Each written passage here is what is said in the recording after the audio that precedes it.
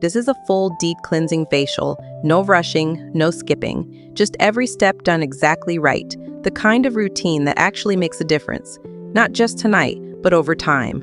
By the end of this, your skin will feel the way it's supposed to feel, clean at the deepest level, calm, soft, like glass. There's one step near the middle of this routine that most people either skip entirely or do completely wrong. It's the step that makes everything else work better. We'll get there. For now, let's begin. Oil cleanser. The first dissolve step 1, oil cleansing. And if you're someone who skips this because you think oil in your face sounds wrong, stay with me. Oil dissolves oil. It's basic chemistry, and it's one of the most effective things you can do for clogged pores. Sunscreen, sebum, makeup, pollution, all of it is oil-based, and water alone never fully reaches it. You can hear, just barely, the soft slip of the oil against skin. That gentle glide. Nothing sharp, nothing harsh. Just warmth and weight. Take your time here. Spend a full 60 seconds, minimum. Let the oil sink into every pore, every crease, every edge. You're not scrubbing, you're melting. And there it is.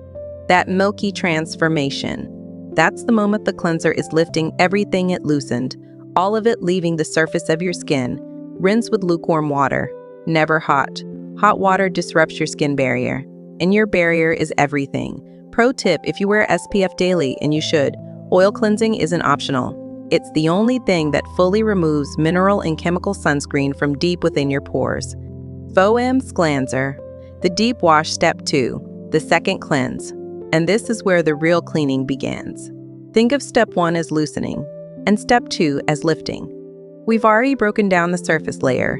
Now we're going after anything that remains. Sweat, bacteria, residue, anything your oil cleanser left behind. Notice the direction. Always upward, against gravity. Over time, the way you wash your face either supports your skin's structure or slowly works against it. Upward pressure preserves everything.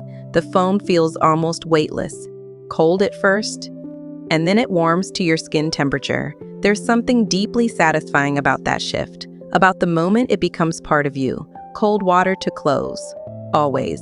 After cleansing, your pores are open and soft. Cold water signals them to contract, tighten, and settle back into the skin. Pro tip, less is more with foam cleansers. You don't need a second pump.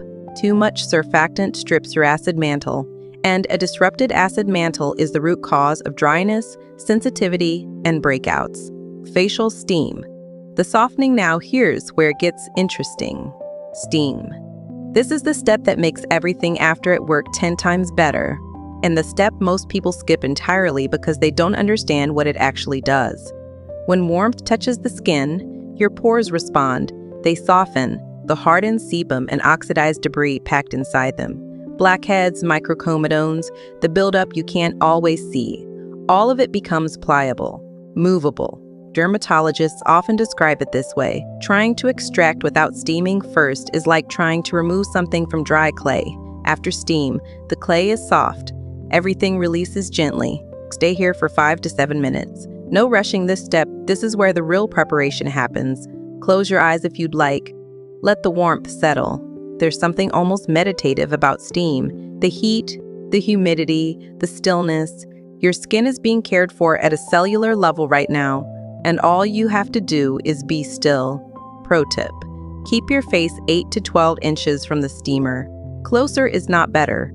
Too much direct heat can actually cause inflammation or broken capillaries over time. Gentle warmth is all you need. Exfoliation, the renewal step 4. Exfoliation. And this is where your skin begins to transform. Dead skin cells accumulate silently. They dull your complexion, block absorption of everything you apply afterward, and they are the primary reason skincare products stop working as well over time. Physical exfoliation, done gently, removes that barrier completely, barely any pressure. That's the key. You are not buffing a floor. You are working with one of the most delicate organs in your body. The microbeads do the work. Your hands just guide them. Watch how the product moves. It's slightly silky, slightly gritty at the same time. A texture that feels like it's doing something because it is. Under the product, the skin is already beginning to look different. Smoother. The fine texture that comes from dead cell buildup is disappearing in real time. Dermatologists recommend exfoliating no more than 2 to 3 times per week. Overexfoliation is one of the most common skincare mistakes. It creates sensitivity, redness, and paradoxically, more breakouts. Less is always more. Pro tip: avoid exfoliating directly over active breakouts. Always work around inflamed areas, not through them. Blackhead Rimbola. The release and now. This is the step. The one most people either skip entirely or do in a way that causes far more damage than the blackheads themselves. Blackheads are not dirt. They are oxidized sebum, your skin's own oil, trapped in a pore and exposed to air, which turns it dark.